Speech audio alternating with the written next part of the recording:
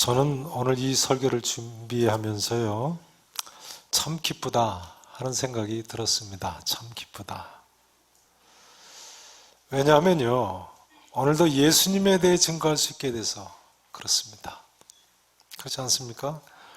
우리가 사는 이 허무한 세상, 암흑 세상, 죄가 관영한 세상에 우리를 구원할 메시아, 구세주, 예수 그리스도에 대해서 증거하는 것보다 더 기쁘고 즐거운 일이 어디 있겠습니까?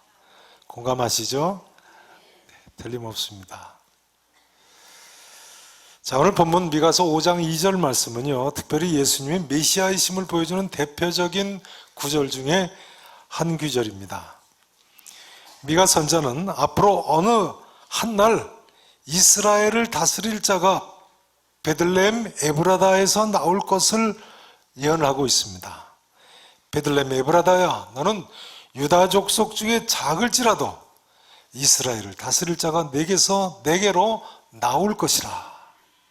이 예언의 말씀 그대로 예수님은 자기 백성 이스라엘의 왕으로 이 땅에 오시되 특별히 베들레헴 에브라 땅에서 나셨어요. 근데 여기 이스라엘 다스릴 자라는 표현은 특별히 왕 중의 왕이신 메시아, 즉 구세주를 가리킵니다.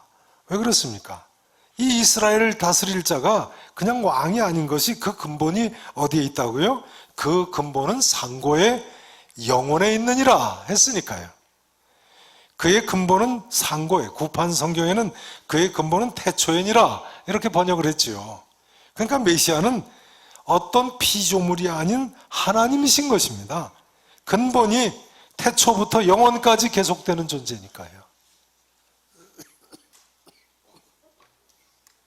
어떤 피조물이 아닌 것입니다. 사도 요한은 이 사실을 요한복음 1장 1절에서 이렇게 고백합니다. 태초에 말씀이 계시니라. 이 말씀이 하나님과 함께 계셨으니 이 말씀은 곧 하나님이시니라. 그러니까 예수님은 구약 성경에 예언되어 있는 대로 메시아이신 분이십니다. 2019년도 성탄절이 다가오고 있는데요, 성도 여러분, 이 자리에 계신 모든 분들 한 분도 빠짐없이 예수님께서 메시아, 즉 세상을 구원하실 분, 구세주이심을 믿으실 수 있기를 다시 한번 축원하겠습니다. 베들레헴은 예루살렘 성 남쪽으로 약 10km 정도 떨어진 작은 성입니다. 에브라다는 그 베들레헴 성 인근에 있는 조그마한 마을입니다. 창세기 35장에 보면 에브라다는 야곱의 아내 라헬이 막내 아들 베냐민을 해산하다가 죽어서 장사된 곳이죠. 에브랏이라고도 불렀습니다. 오늘날도 이스라엘 베들레헴 근처에 가면 라헬의 무덤이라고 해서 유대인들이 성지로 여기는 장소가 있습니다. 창세기 35장 20절에 보면 야곱이 사랑하는 아내 라헬이 세상을 떠났을 때 묘비를 세웠다고 되어 있습니다. 비석을 세웠다는 거예요. 그래서 실제로 라헬 무덤일 가능성이 있는 거죠. 근데 룻기 4장 11절에 보면요, 다윗 왕의 증조 할아버지인 보아스가 다윗 왕의 증조 할머니인 룻하고 같이 살던 마을이 베들레헴 에브랏 마을임을 알 수가 있습니다. 그러니까 미가 선자는 메시아가 다윗의 후손 중에서 나오되 특별히 베들레헴의 조그마한 마을 에브랏 마을에서 태어날 것을 예언하고 있는 것입니다. 그렇게 해서 이 구절이 메시아가 베들레헴에서 날 것을 예언하는 것이라는 사실은 예수님 당시까지만 해도 많은 사람들이 알고 있었어요. 메시아를 기다리는 유대인들은 메시아는 베들레헴에서 나실 것이다. 그래서 마태복음 2장에 보면요, 동방박사들이 예루살렘 성을 찾아왔을 때 헤롯 왕이 모든 대제사장들과 서기관들을 모아서 물어보죠. 그리스도가 어디에서 나겠느냐? 그때 대제사장들과 서기관들이 뭐라고 대답합니까? 유대 베들레헴이옵니다. 왜냐하면 이는 선자로 이렇게 기록되었기 때문입니다 하면서 바로 오늘 본문인 미가서 5장 2절 말씀을 근거로 들고 있습니다. 베들레헴에서 납니다. 이처럼 미가 선자는 예수님께서 이 땅에 나시기 무려 700여 년 전에 메시아가 나실 지명까지 정확하게 예언을 했습니다. 그리고 예수 그리스도께서는 다윗의 후손으로 다윗의 고향인 베들레헴 에브라다에서 미가 선자의 이 예언 그대로 태어나셨습니다. 이제 우리가 첫 번째 짚고 넘어가야 할 중요한 문제는요, 그러면 예수님께서 실제로 베들레헴에서 나셨겠는가 하는 점입니다. 예수님께서 실제로 베들레헴에서 나셨는가? 예수님 당시 많은 사람들도요, 메시아가 베들레헴에서 날 줄은 알았습니다만 예수라는 인물이 베들레헴에서 난 사실은 모르고 있었습니다. 왜냐하면 예수님은 유대 땅 베들레헴이 아닌 가나안 북쪽에 나사렛에서 어려서부터 자라셨기 때문에 그렇습니다. 그래서 예수님을 어디 사람이라고 불렀다고요? 나사렛 사람이라고 불렀어요. 나사렛 사람. 베들레헴 사람이라고 부르지 않고요. 이 사실은 예수님 당시부터 많은 사람들을 혼란에 빠뜨렸습니다. 자, 요한복음 7장 말씀을 한번 보시죠. 요한복음 7장. 신약성경 156페이지입니다.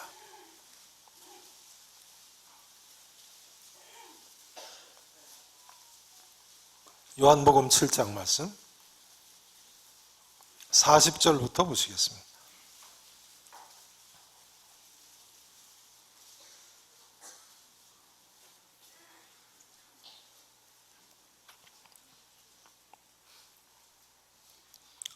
(7장) 40절부터 보시죠. 제가 봉독을 드리겠습니다. 이 말씀을 들은 무리 중에, 예수님의 말씀을 들은 무리 중에 말이죠, 어떤 사람은 이 사람이 참으로 그 선지자라 하며, 또 어떤 사람은 누구라고 했어요? 그리스도라 하며 자기들이 기다리던 메시아라고 했다는 거예요. 그러니까 믿은 거죠, 이 사람들은. 어떤 이들은 뭐라고 이야기했어요? 그리스도가 어디에서 나오겠느냐고요? 갈릴리에서 나오겠느냐? 성경에 이르기를 그리스도는 다윗의 씨로, 또 다윗이 살던 마을 어디에서 나오리라고 하지 아니하였느냐 합니까? 베들레헴에서 나오리라 하지 아니하였느냐 하며, 예수로 말미암아 무리 중에 뭐가 됐다고요? 쟁론이 됐어요. 쟁론이 됐어요. 서로 싸웠어요.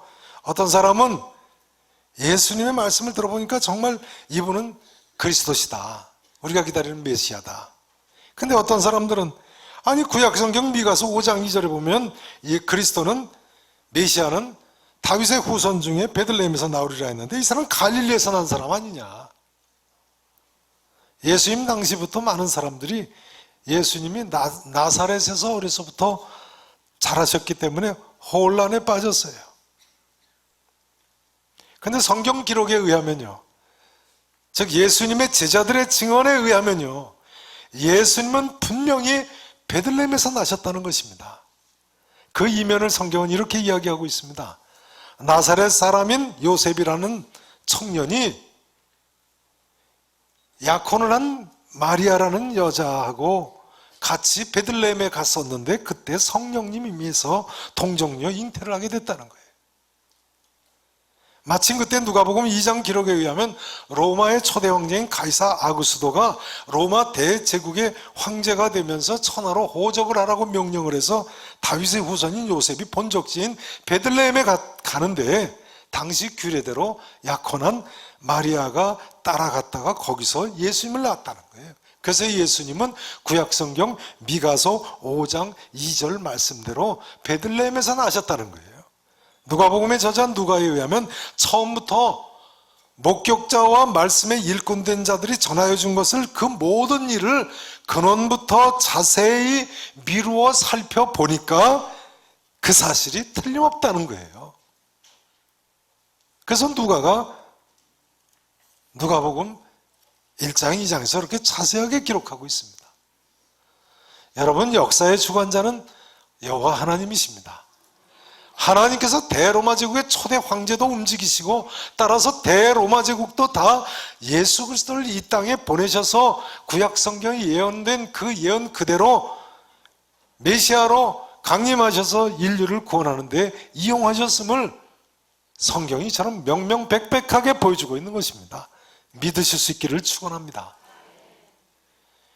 이제 미가서 4장 9절 이하의 말씀은요, 메시아가 이 땅에 오시는 것이 미가 선자가 예언한 직후가 아님을 보여주고 있습니다. 미가 선자가 예언하자마자 베들레헴에서 메시아가 날 것이 아님을 4장 9절 이하를 보면 알 수 있습니다. 자, 4장 9절 말씀부터 한번 보시죠. 본문 첫 구절입니다. 제가 봉독을 드리겠습니다. 이제 내가 어찌하여 부르짖느냐? 너희 중에 왕이 어떻게 됐다고요? 없어졌고 왕이 나라가 멸망한 거예요. 그러니까요. 남한과 유다의 멸망을 예언하는 선자가 미가 선자입니다. 왕이 없어졌고 내 모사가 죽었으므로, 왕의 모사가 죽었어요. 나라가 망한 거죠. 내가 해산하는 여인처럼 고통함이냐? 딸 시온이요, 딸 시온이요 하는 것은, 시온은 예루살렘 성이죠. 예루살렘 거민들에게 하는 말씀입니다.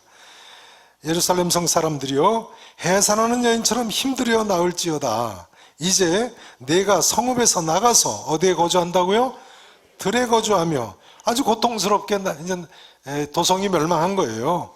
들에 거주하며 또 어디까지 이르러 간다고요? 바벨론까지 끌려갈 것을, 포로로 끌려갈 것을 예언하고 있어요. 그 다음 보세요. 거기서 뭘 얻으리라고요? 구원을 얻으리니 여호와께서 거기서, 거기 어디입니까? 바벨론 성이죠. 바벨론에서 너를 내 원수들의 손에서 속량하여 내시리라. 미가 선자는요, 남한국 유다의 멸망을 예언하지요. 어느 나라의 멸망을 예언한 선자라고요?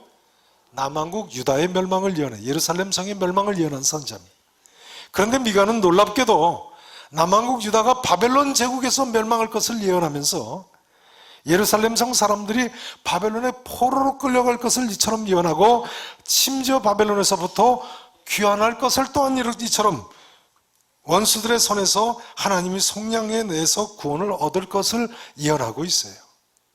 그러니까 그 다음에 연이어서 메시아가 베들레헴에서 나실 것을 예언하니까요, 미가 선자의 예언에 의하면 메시아는 이 예언한 직후에 이 땅에 오는 것이 아니고 바벨론 포로로 끌려간 후에, 다시 바벨론 포로 귀환 이후에 어느 날 메시아가 베들레헴에서 나신다는 예언이에요.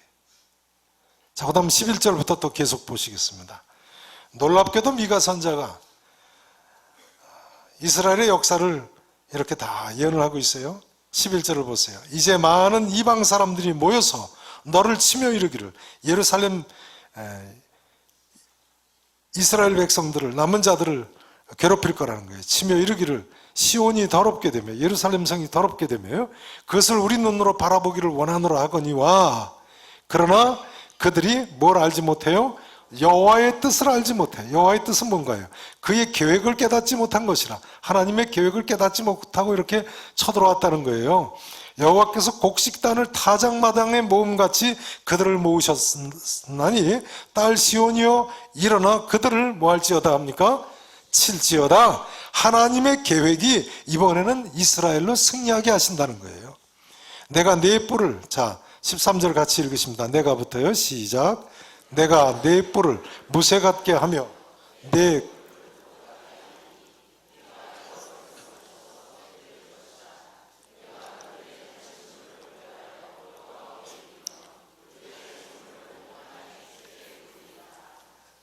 아멘. 바벨론 포로에서 돌아온 이후에 이스라엘 자손들이 또 엄청나게 외침을 겪습니다. 자, 이 예언은요, 지금 읽으신 이 예언, 많은 사람들이 유대인들을 치려고 했는데 하나님 뜻을 알지 못한 것이다. 왜냐하면 하나님이 이스라엘을 보호하는 계획을 가지고 있으시기 때문에 딸 시온이여 일어나서 칠지어다 라고 예언하는 이 사건이 이후에 또 계속되고 있습니다. 그리고 나서 메시아가 강림하신다는 거예요. 이처럼 이스라엘이 외침을 당한다는, 수치를 당한다는 예언은 이스라엘의 마지막 왕조 시대만이 아니고 신구약 중간 시대에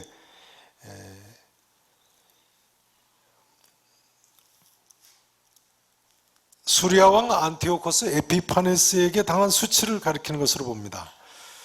1차적으로는 불임절 사건 때 성취된 것으로 보는데요. 불임절 사건 아시죠? 에스더서에 보면 바사 나라의 이방인들이 하만을 비롯한 이방인들이 유대인들을 죽이려고 하다가 불임절에 극적으로 하나님께서 이스라엘을 보호하셔서 역전시키지 않으십니까? 그 사건을 예언한 것으로 봅니다. 1차적으로는.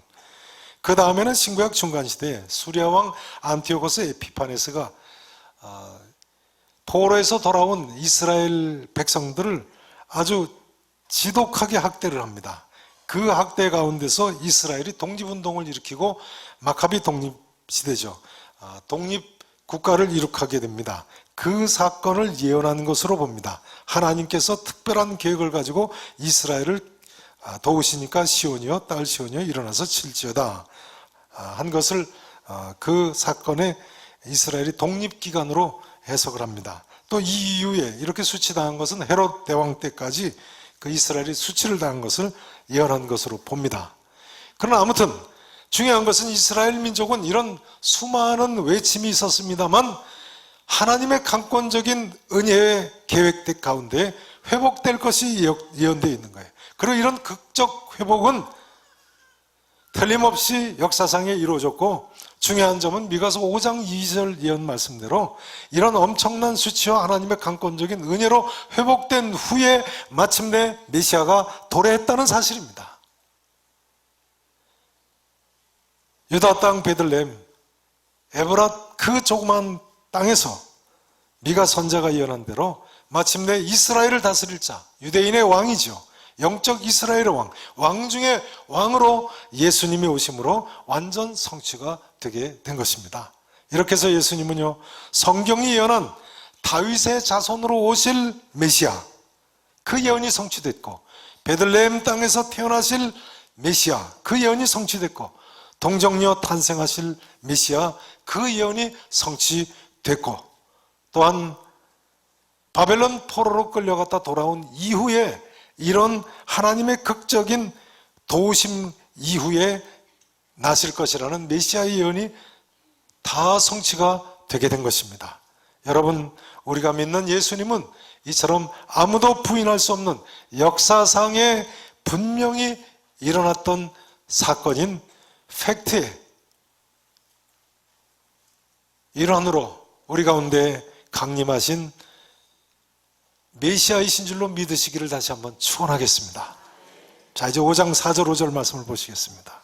5장 4절 5절 메시아에 대한 또 다른 예언입니다. 자, 제가 4절 5절 전반부까지 저하고 같이 함께 읽으십니다. 같이 읽으십니다. 그가 여호와의 능력과 그의 하나님 여호와의 이름의 위엄을 의지하고 서서 목축하니 그들이 거주할 것이라.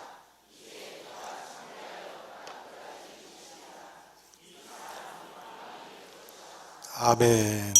되셨습니다. 다시 한번 보세요. 4절 말씀입니다. 그가 여호와의 능력과 그의 하나님 여호와의 이름의 위엄을 의지하고 서서, 여기 그는 베들레헴에서 오실 이스라엘을 다스릴 자 메시아를 나타내죠.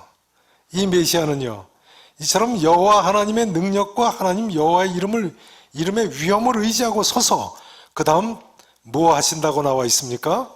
뭐 하신다고요? 목축한다. 목축하니 그들이 거주할 것이라. 이 거주할 것이라는 구판 성경에 보면 안연히 거하리라 이렇게 되어 있죠. 우리 주님은 이처럼 선한 목자로 이 땅에 오신 분인 줄로 믿으시기 바랍니다. 주님은, 메시아는요, 목축하시는 분이세요. 양들을 돌보시는 분이세요. 놀랍게도. 근데 이 목자는 여호와의 능력과 그의 하나님 여호와의 이름의 위엄을 의지하고 서서 목축하시는 선한 목자이세요. 틀림없으시죠. 우리 주님께서는 우리의 선한 목자가 되셔서 우리를 평안히 거하게 하시는 목자이신 줄로 믿습니다. 나는 선한 목자라. 내가 온 것은 양으로 생명을 얻게 하고 더 풍성히 얻게 하려는 것이라. 선한 목자는요, 양으로 생명을 얻게 하지요. 맹수가 덮칠 때는 양들을 지키느라고 목숨을 걸고 싸우는 인물입니다. 선한 목자는 생명을 얻게 할 뿐만 아니라 양에게 더 풍성히 푸른 풀밭에 누이고 쉴 만한 물가로 인도하는 존재입니다. 우리 예수님 바로 이런 선한 목자이신 줄로 믿으시기 바랍니다. 예수님은요, 우리의 생명을 지켜주시는 분이시고 뿐만 아니라 더 풍성한 삶을 우리에게 살 수 있도록 도와주시는 구세주이십니다. 요한복음 10장 11절에 보면요, 나는 선한 목자라, 선한 목자는 양들을 위하여 목숨을 버리느니라 하셨는데, 실제로 양된 우리를 살리시기 위해서 이처럼 십자가에서 돌아가셨습니다. 요한복음 10장 14절에 보면요, 나는 선한 목자라, 내가 내 양을 알고 양도 나를 아는 것이 아버지께서 나를 아시고 내가 아버지를 아는 것 같다고 말씀하셨는데, 정말 우리 예수님께서는 우리의 모든 형편 처지를 다 아시는 분이신 줄로 믿으시기 바랍니다. 예수님께서는요, 우리 머리털락 하나까지 다 세심받으신 분이시라니까요. 그러니까 선한 목자 중에 선한 목자이신 것이죠. 4절 후반절에 보시면요, 그가 창대하여 어디까지 미치리라고 예언되어 있습니까? 땅끝까지 미치리라. 이 예언의 말씀 그대로 오늘날 이 기쁜 소식이요, 이스라엘 땅을 떠나서 땅끝 한국 땅에까지 미치게 됐어요. 이 시대에 우리 같은 사람들에게까지, 아니 나에게까지 이 복음의 구원의 기쁜 소식이 미치게 되었습니다. 할렐루야 아닙니까? 이제 결론을 맺어야 되겠습니다. 성도 여러분, 어떻게 생각하십니까? 메시아에 관한 이 모든 예언이 예수님을 통해서 성취됐다고 생각되지 않으십니까? 이 예언은요, 어느 하나만, 일부만 믿을 수는 없습니다. 사슬같이 전체가 한꺼번에 다 얽혀 있는 거예요.